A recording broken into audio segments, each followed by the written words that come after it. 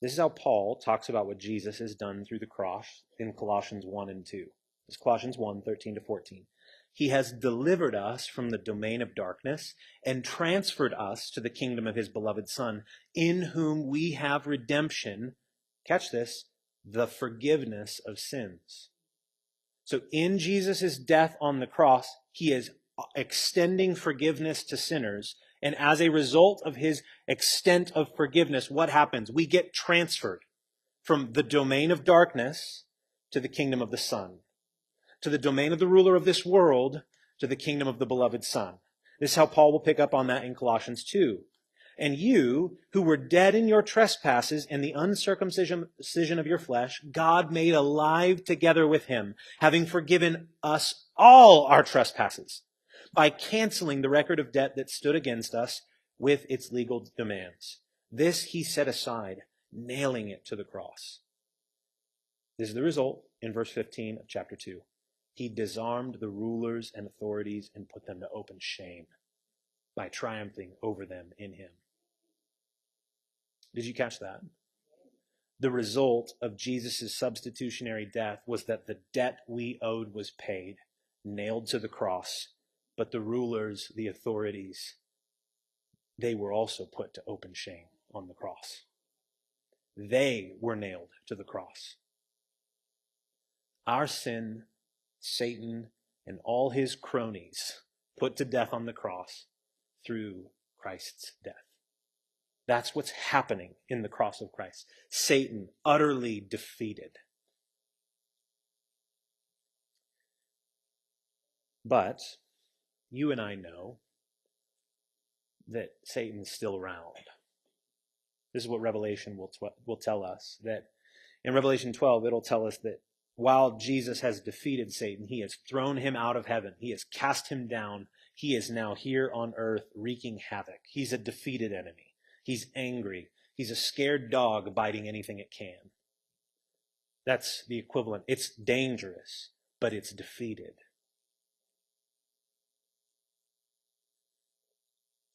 Jesus' death on the cross defeats Satan. G.K. Beale, commenting on Revelation 12, says this: Christ's death has resulted in Satan's excommunication from heaven. I love that. He no longer has any ability to accuse you and I before God anymore. His power is rendered almost meaningless. Revelation 12 will tell us that Satan's pretty mad about that, so now he's just making war on us to get whatever he can. He's making war on the people of God because he knows he's defeated, but he doesn't want to give up. Here's what you need to know.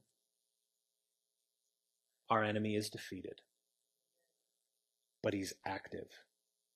And the Bible has given us the playbook in defeating him, because we know what he's up to. He's still doing the same stuff. He's still deceiving. He is still accusing. Satan keeps you and I trapped through our shame. He deceives us into thinking that we can't come into the light, that we cannot bring where we're really at and who we really are out into the open. John 3 says this. This is the beginning of this book. Jesus is having a similar conversation with someone about his work on the cross. And what he'll say in John chapter 3 is that those who practice wickedness don't come into the light because they are afraid that their works will be exposed. So they are afraid that people will know who they are. And then John chapter 4 shows up. And many of us are familiar with John chapter 4. If you're not, I'll retell it for us. There's a woman who is at the well in the middle of the day, and she is getting water in the heat of the day, which is culturally unfamiliar. You usually do that in the morning or the evening. She's doing it in the middle of the day to avoid people. Jesus shows up and he brings her sin to the forefront. He brings her sin to the forefront. He helps her and all of us to see that she is a woman of many husbands, and the one she is with now is not even her husband yet. So Jesus brings her shame right out into the light. He exposes it, brings it all into the light, and then this is what happens. she runs back into the city, exposing all of her shame to people, telling them, come see the man who told me all I ever did. Jesus defeats her shame, brings her into the light, and as a result, her shame no longer holds her back. But Satan will keep us trapped through our shame. He'll keep us trapped in the darkness. We'll be so afraid that if we come into the light, we'll be exposed. Well, the good news of the cross of Christ is that you have been. You this is what Colossians 2 says, nailed to the cross. Who you were is not a surprise to anyone. Who you are is not a surprise to anyone. You aren't fooling anyone. But Satan will fool you into thinking you can.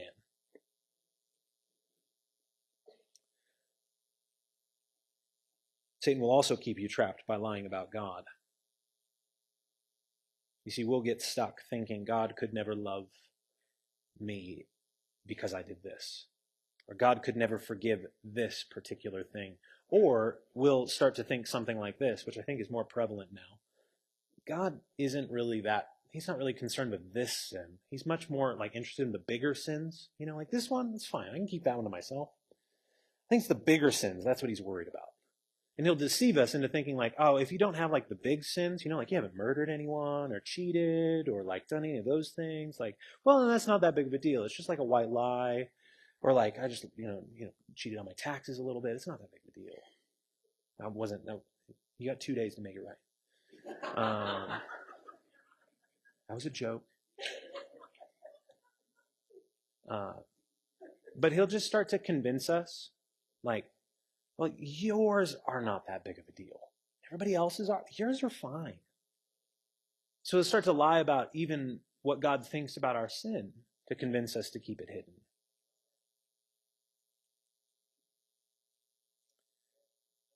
Satan keeps us trapped by lying about God's people. Man, I got time. I want to hit on this for a minute. I think that we have grown so concerned by what other people will think about us that as a result, we never actually open up about where we're really at. We're just so deeply afraid that we might be judged or that we might not be people might not want us around anymore, or that people will think about us differently, that we keep things in. We don't bring it into the light. And here's what I want to say. That might be true. Some people might judge you. They might. Some people might not want you around anymore. And people might think differently of you. It is still worth it to bring it into the light. It is still worth it to bring it into the light. It is still worth it to be open about where you're at, because otherwise you're trapped. Otherwise you are trapped. And the devil does his best work in the darkness. He's got nothing in the light. The second thing I want to say is, the amount of people who I know just held things back because they were afraid they'd be judged, but never actually gave people the opportunity, is striking. Here's what I know about the people of God. They have walked with me through my worst moments. They have walked with me through my most broken places. They have cared for me in my worst sins. And they have also told me I was wrong. And they have also judged me rightly at times. And they have also thought about me differently because I was portraying a fake image of me before. But I needed those things. And running from them will only keep you trapped in your shame. Running from them will only keep you trapped in your shame. If you're in here, you need to know a few things. One, you can't surprise us. We just read here in Colossians that you are a sinner, that you owe a debt to God, but that debt has been paid on the cross of Christ. So here's what you need to know. You're outed. There you go. Somebody already told the truth about you. So you know where I start to get really concerned? If somebody doesn't seem to have any sins. I don't know. That's a bit weird. Jesus said they're sinners. So did Paul. And Paul's pretty great. So the Spirit seems to be testifying that these people are pretty messed up. We're a little too squeaky clean in here. Maybe we're keeping some things back. And it's when we keep things back that we get stuck. We get trapped. And the enemy gets to do his work. Deceives us into thinking we can just hop around, never talk about where we're really at, never invite people in. Just keep the face, keep the mask. They won't accept you if they really know. The good news of the gospel is that you are fully known and that you are fully loved. I talked about it earlier. Jesus knows your heart. God knows your heart. Your worst moments are not a surprise to him. And even the worst moments that you haven't lived yet are not a surprise to him. You can't even begin to think about that. Fully known, fully loved. Jesus knew what he was buying on the cross. So you got to get in the light, man. You got to get out in the light.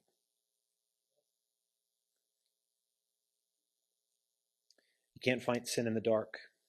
And the people of God can't fight it with you if they don't know about it. But Satan's going to do everything he can to deceive you into isolation. You are no match for the enemy alone. You just are not. You think you are because you're prideful and stuff, but you're not. You're no match for the enemy alone. None of us are. But we keep deceiving ourselves into thinking we can stay in the dark and it'll be fine. This is Kurt Thompson. Thanks, Louise, for this quote. This is Kurt Thompson. He says this. He says, "It is important for us to remind each other and ourselves that putting shame to death, as in crucifixion, is a slow process. And we are partnering with God as its executioners." I love that. Our mission is to continue in relationships that are arenas of light and safety, in which confession of those parts of us where shame lurks becomes the norm. That imagery of arenas of light. You drive around on a Friday night here in Texas, you're going to see some lights.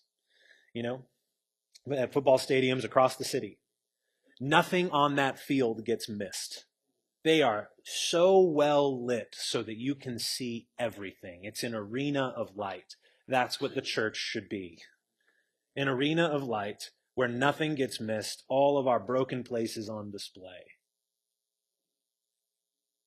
But so often we are so convinced that we've got to keep that to ourselves and we've got to hide that. And that's because we have bought into the deceptive lies of the enemy.